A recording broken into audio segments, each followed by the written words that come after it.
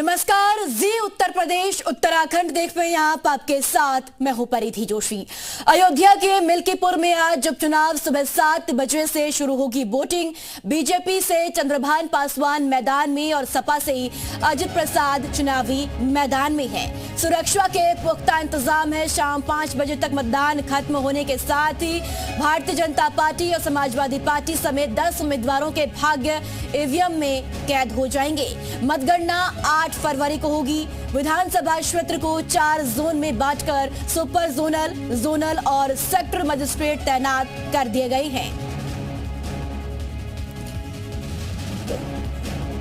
तो अयोध्या की सीट मिल्कीपुर पर आज उपचुनाव होना है। आपको बता दें कि 7 बजे से मतदान की प्रक्रिया शुरू होगी। इसी के साथ साथ आपको बताते चले कि मिल्कीपुर की यह जंग है। बीजेपी से चंद्रभान पासवान चुनावी मैदान में है और समाजवादी पार्टी से अजित प्रसाद चुनावी मैदान में इस बार है।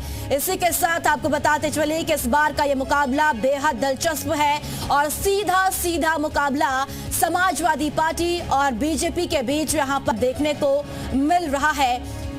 तो आज 7 बजे से वोटों की प्रक्रिया शुरू हो जाएगी और ये भी जानकारी हम आपके साथ साझा कर रहे हैं कि इस मिल्कीपुर सीट पर वोटों की गिनती है। साथ ही साथ यहाँ पर कितनी संख्या में किस जाति के वोट है उसकी जानकारी भी आपके साथ साझा कर रही हैं। ब्राह्मण समाज से 85,000 यहाँ पर वोट है और साथ ही पारसी समाज के 70,000 वोट है। यादव समाज से 65,000 वोट है और मुस्लिम 35,000, ठाकुर 28,000, वैश्य 15,000 और साथ ही साथ दलित 57,000, चौरसिया 15,000। तो मिल्कीपुर का ये जातीय समीकरण है और इस जातीय समीकरण को साधने के लिए तमाम पार्टियों की ओर से पुरजोर कोशिश की गई है चुनावी मैदान में। इसी के साथ आपको बताते चले कि जहां समाजवादी पार्टी पीडीए के साथ चुनावी मैदान में उतरी है, वहीं बीजेपी सबका साथ, सबका विश्वास और सबका विकास के साथ चुनावी मैदान में इस बार है। और इस बार का यह सीधा मुकाबला चंद्रभान पासवान और अजित प्रसाद के बीच में देखने को मिल रहा है। हालांकि आपको बताते चले कि अयोध्या की ये मिल्कीपुर सीट दोनों ही पार्टियों के लिए इस बार प्रतिष्ठा का सवाल भी बनी हुई है।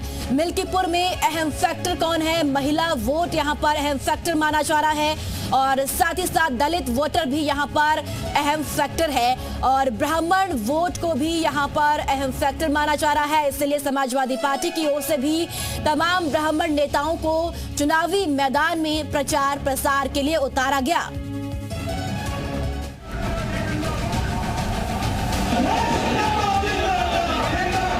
मिल्कीपुर में किसका मंगल कल मतदान? अयोध्या की मिल्कीपुर विधानसभा उपचुनाव में कल वोटिंग है। मतदान को लेकर सुरक्षा के कड़े इंतजाम हैं। 210 मतदान स्थलों की वेबकास्टिंग होगी। 25 मतदान केंद्रों की वीडियोग्राफी की जाएगी। इसके साथ ही 41 सेक्टर मजिस्ट्रेट तैनात होंगे। सिविल पुलिस, पीएसी और पैरामिलिट्री फोर्स के साथ सभी मतदान केंद्रों में सुचारू रूप से मतदान संपन्न कराए जाएंगे। मिल्कीपुर विधानसभा सीट में अहम लड़ाई समाजवादी पार्टी और बीजेपी के उम्मीदवारों के बीच है। सपा से यहां सांसद अवधेश प्रसाद के बेटे अजित प्रसाद चुनावी मैदान में हैं। बीजेपी ने चंद्रभानु पासवान को उतारा है। कांग्रेस ने सपा उम्मीदवार को अपना समर्थन दिया है।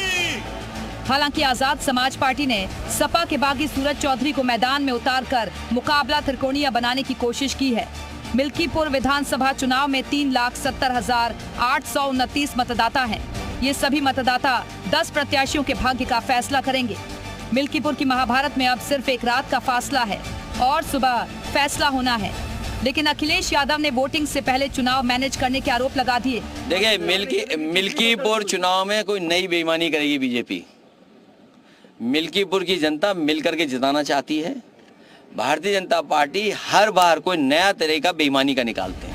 अब वोटिंग और नतीजों से पहले बेईमानी वाले बहाने के क्या मायने निकाले जाएं? देखिए, आप समझिए, हर स्टेज पर बीजेपी मैनेज करती है। पहले अधिकारी जो जिलाधिकारी हैं उनको मैनेज करेगी, उनके ऊपर जो बड़े अधिकारी उनको बैठाया जाएगा, उनको निर्देश दिया जाएगा। हालांकि अखिलेश यादव के आरोपों पर बीजेपी ने जोरदार पलटवार किया है और मिल्कीपुर में कमल खिलने का दावा किया है। कभी प्रशासन पर वो झूठे आरोप लगा रहे हैं, कभी ईवीएम को लेकर के शंकाएं जता रहे हैं, कभी वोटर लिस्ट को लेकर के निर्वाचन आयोग पर आरोप प्रत्यारोप कर रहे हैं। समाजवादी पार्टी जानती है कि मिल्कीपुर में उनकी करारी शिकस्त होने वाली है और अयोध्या जीतने के बाद जो अहंकार उनके मन पर चढ़ा हुआ था वो अहंकार चूर चूर होने जा रहा है। इसीलिए तरह तरह के आरोप प्रत्यारोप कर रहे हैं। इससे परिणाम स्पष्ट हो गया है। अखिलेश के ईवीएम पर सवाल, चुनाव आयोग पर सवाल, फिर अफसरों पर ही सवाल। जाहिर सी बात है, सवाल उठाना विपक्ष की सियासत का हिस्सा है। लेकिन इस तरह के आरोपों से क्या मिल्कीपुर का चक्रव्यूह अखिलेश तोड़ पाएंगे या ये